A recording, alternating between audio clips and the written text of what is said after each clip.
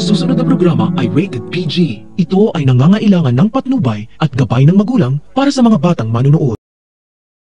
Sa wakas, magwawakas na ang kasamaan ng pamilyang kriminal dahil sila mismo ang magpapatayan para mailigtas ang mga sarili nila at para matakasan ang mga kasalanan nila.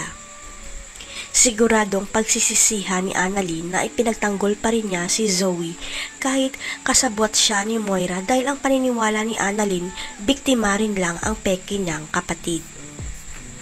Ang hindi alam ni Annalyn, mas malala pa ang ginawa ni Zoe dahil siya ang totoong tumula kay Lolo Pepe sa tulay at ang masaklap pa, nagpanggap siya na inosente. Gumuho ang mundo ni Zoe dahil inamin mismo ni Doc Carlos sa kanya na siya ang totoong nagpapatay sa pinakamamahal niyang si Dax dahil ang totoo ayaw nito maging masaya si Zoe. Gagawin naman ang lahat ni Nushi para mahanap ang peke niyang kapatid na si Moira para mapagbayaran nito ang lahat ng kasalanan niya at idadamay na rin niya si Zoe. Pero nakiusap pa rin si Annalyn na wag sana mapahamak si Zoe dahil may malasakit pa rin siya sa peke niyang kapatid kahit gaano pa karami ang naging kasalanan nito sa kanya.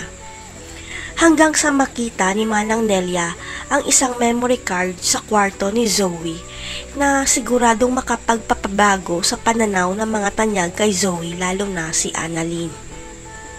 Biglang tumigil ang mundo ni Manang Nelia nang mapanood niya ang video sa memory card dahil sa dashcam pala ng kotse ni Zoe ito nanggaling at nakarecord ang tinatago niyang krimen. Kaya hindi na nag-aksaya ng oras si Manang Nelia at pinakita sa mga amo niya ang dashcam video, ang walang awang pagtulak ni Zoe kay Lolo Pepe sa tulay at tumakas ito.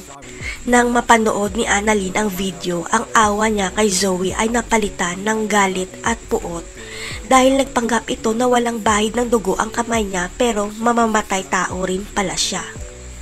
Si Annalyn kaya mismo ang magpapakulong kay Zoe sa oras na mahanap siya ni Nushi.